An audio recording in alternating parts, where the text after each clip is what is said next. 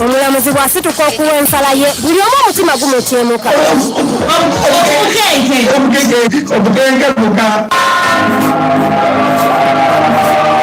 Mwana mpereza obakana ngamba abatali ku YouTube mufiirwa nenjagala okwebuuza nti just 2,000 oba 3,000 oba 5,000 zikulemerawa okulodingako nogena neweerabira ku bantu ebibuuzo bibakanula amaaso nagenda ku TikTok tuteekayo just we tukola gender balance etumegasiwa nti wonna oba obifuna tuli mumanyiwa bya mizanyo sizoni ya 3 ezikutusibwako banafu abasabula likawuli kikombu kya drink akasaati kawanekandekanye kaliko wali sabula n'akapande ka Point FM radio ekitegeeza nti bwe basaala bakutemu abakyumi omutwe okulabika nga tugitambuza mpaka namba emu ng'afunye obukadde 3 namba 2 ng'afunye obukadde 2 ne namba 3 ng'afunye akakadde akabuso ne namba 5 namba nyalatha okubuukayo n'emitwalo 5 gya Uganda. Wawulira wano ndeeta mulamuzi atandise okubanga yeeteekako pamba ku mutwe anyweza amajolobero bulungi agutemula ali ku YouTube gamba nti wayo. Abali ku YouTube njagala bagende betegereze engeri omukulu bya Katonda Paulo boda mani bwanekane njagala bya Katonda leero jangu tugenda kugabanya obuyinza edi nga nkozesa obuyinza obumpibwa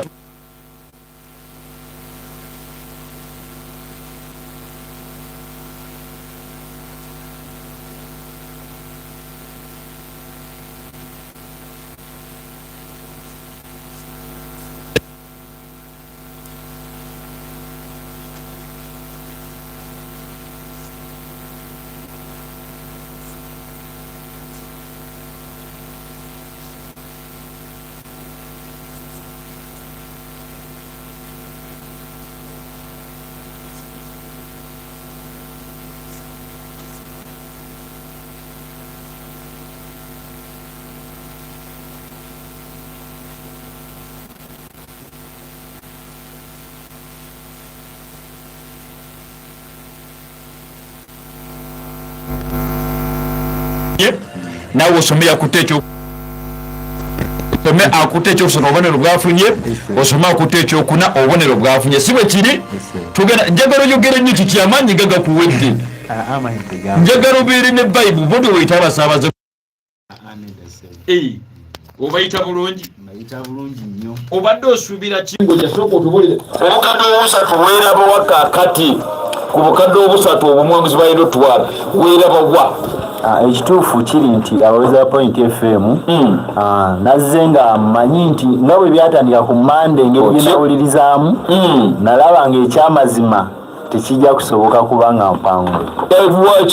kubanga ekituufu kiri nti engeri gye baateekateeka ensimbi ze baateekawo ensimbi zaali nzito ate era nga bamanyi nti nga bwe zaali enzito balina okuleeta ate era nga n'ebibuuzo bizito nga nze okusinziira ng'okwange ebbanga limaze nga mpuliriza sports ebbanga liyise ate era n'ebibuuzo byembadde mmanyi bibadde byadda kyonga ekyamazima bakubuuzizza byakati bambuuzaamu n'ebyakati n'ebyedda naye nga bibambuuza si byemmanyi obadde osubira kutta kibuuzo kigwe kiweewulira ebibuuzo byensobola okutta weebiri naye ate era tebabireese mu bibuuzo byembadde onaakomawo nja kudda nnyo namaani kibuuzo kyo kisinza okutawaanya nnyo naawe nowulira nga kikusembye ebibuuzo bingi nnyo ebisobodde okuba nga bintuulamu kuba embeera yonna ebaddeyo mukana akaseera ke tubadde nga tutudde mu nnyumba so n'olwekyo ne bisobola okuba nga ebisinga byonna binnemye naye siyinza kugamba nti kino kibuuzo bakiri kibuuzo waliwo kyogamba nti kino sigenda kukyerabira ngozeeyo ku siteegi oyita abasaabaze kibuuzo kyekyo ekibuuzo ekisinza okuntawaanya ennyo kwe kumbuuza ekibuuzo ekyabadde ebibuuzo bibadde bingi nnyo naye nga kituufu kiri nti mubaddemu edi tuwe omudigiro tulangirire ne Bukenya Paulo Bukenya nsoma kutte eyalonze namba emu bwafunye osoma kutte namba 2 bwafunye wabadde namba mmeka nabadde namba 2 naye njasoma namba 3 tukanye osoma namba 2 bwafunye kibe kiri nkasoma namba 3 era kati nze ntandika ntukola bwe nze ntandika gwaddako nze nzirako gwase